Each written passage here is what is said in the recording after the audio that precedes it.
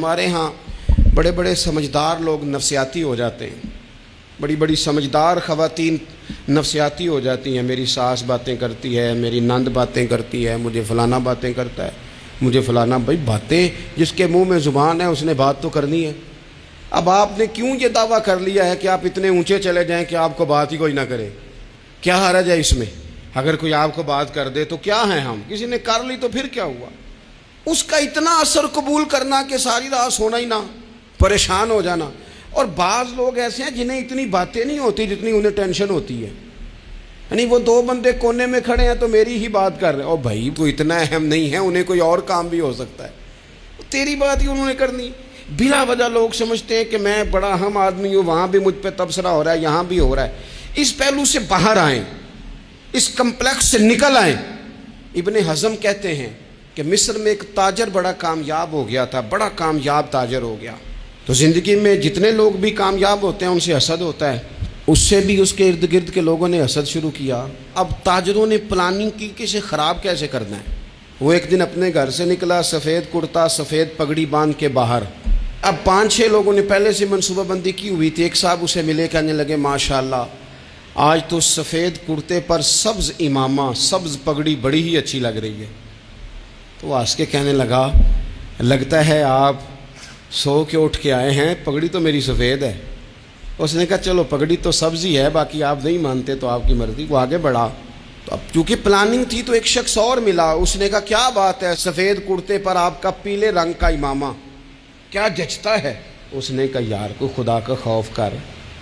ہنس کے کہا کیا ہو گیا، تیری اینک کا نمبر تو نہیں تبدیل ہونے والا ہوا؟ اور بھائی میں نے تو سفید کرتا اور سفید ہی امامہ باندھا ہے۔ اب 2-3 لوگوں کی دفعہ تو وہ مسکرایا، لیکن وہ ڈھیر سارے لوگوں نے منصوبہ بندی کی تھی۔ وہ جب چوتھے کے پاس گیا تو اس نے بھی کہا کہ کیا بات ہے سفید کرتے پر پیلے رنگ کے امامے کی؟ اس نے کہا پیلا کہاں ہے؟ اب وہ غصے ہونے لگا۔ اب وہ چھٹے کے پاس گیا تو اس نے کہا جناب کیا بات ہے سفید کرتا اور کالا امامہ؟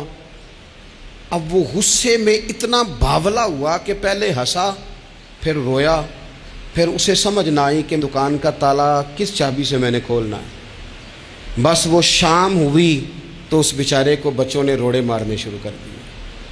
وہ اتنی تکلیف میں آ گیا کہ لوگ اسے پاگل کہنے لگے۔ کیوں؟ اس لیے کہ لوگ منصوبہ بندی، افواہ تھی نا کہ میری طبیعت خراب ہے، تو لوگوں نے حال پوچھ پوچھ کر بیمار کر دیا۔ لوگوں کی باتیں، لوگوں کے تبصرے، لوگوں کے کومنٹس۔ بولے امام شافعی فرمانے لگے لوگوں کی باتیں پتھروں کی طرح ہوتی ہیں، یہ روڑوں کی طرح ہوتی ہیں، اگر انہیں کمر کے اوپر رکھ لو گے نا تو یہ تمہاری کمر توڑ دیں گی، اور اگر تم ان کو اپنے پیروں کے نیچے رکھ لو گے تو تمہارا قد اونچا ہو جائے گا۔ بس دنیا میں وہ لوگ پریشان ہوتے ہیں جو لوگوں کی باتوں کو کندھوں پر سوار کر لیتے ہیں، جو پیروں کے نیچے رکھے، جو پاؤں کے نیچے رکھے ان کا قد۔ وہ پرانے زمانے میں نا عارف رومی رحمۃ اللہ علیہ فرماتے ہیں کہ ایک بیل گائے گر گئی تھی کنویں کے اندر، تو اب وہ لوگ اس کو نکال تو نہیں سکتے تھے، تو انہوں نے اس طرح کیا کہ مٹی ڈالنی شروع کر دی کہ اب بدبو آئے گی، پریشانی ہوگی، تو اس کو بند کر دیتے ہیں اندر ہی کنویں کو، کنواں نئی جگہ پہ کھود لیتے ہیں۔ انہوں نے جب اس کے اندر مٹی ڈالی نا تو وہ گائیں جو تھی وہ مٹی جھاڑ کے تو مٹی کے اوپر آ گئی۔ انہوں نے پھر مٹی ڈالی تو وہ تھوڑی اور اوپر آ گئی، اور مٹی ڈالی تو اور وہ مٹی ڈالتے گئے اور گائیں وہاں سے کنویں سے باہر آ گئی۔ لوگوں نے دفن کرنا چاہا، وہ باہر نکل آئی۔